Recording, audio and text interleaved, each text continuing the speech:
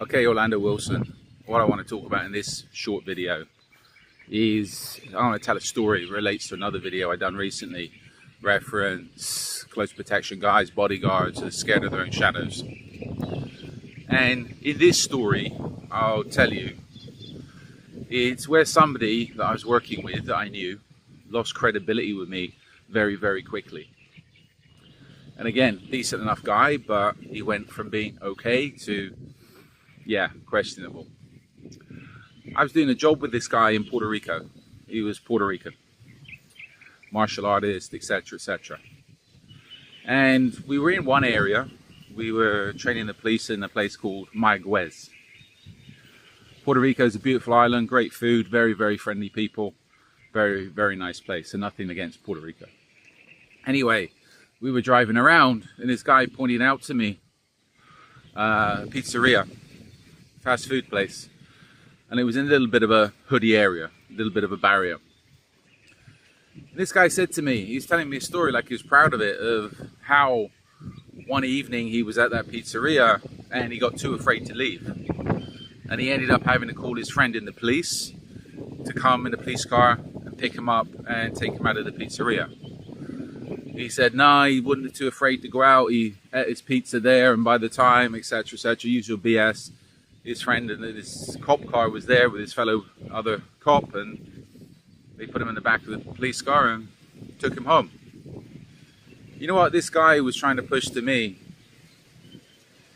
I mean, he's a nice enough guy, very, very nice guy, but tough guy, etc., etc., martial artist.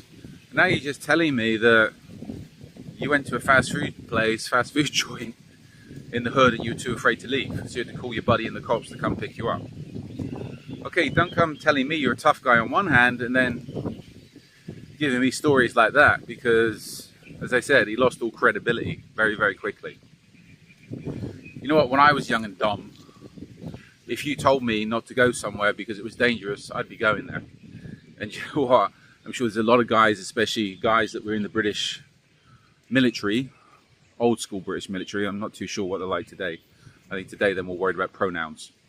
But old school British military guys, if you told them don't go somewhere, that's the first place they're going, because why not, if there's trouble such as life. But this is where, if you want to be a tough guy, and I tell people you don't want to be tough guys, if you want to run your mouth about how tough you are, etc., it's very easy to be tested. So this is where you're better off keeping your mouth shut and being humble rather than trying to be a tough guy. Because you know what, if you're a tough guy, at some point you're going out causing trouble, you're going to end up getting arrested, or you're going to end up in hospital, you're going to end up in the morgue.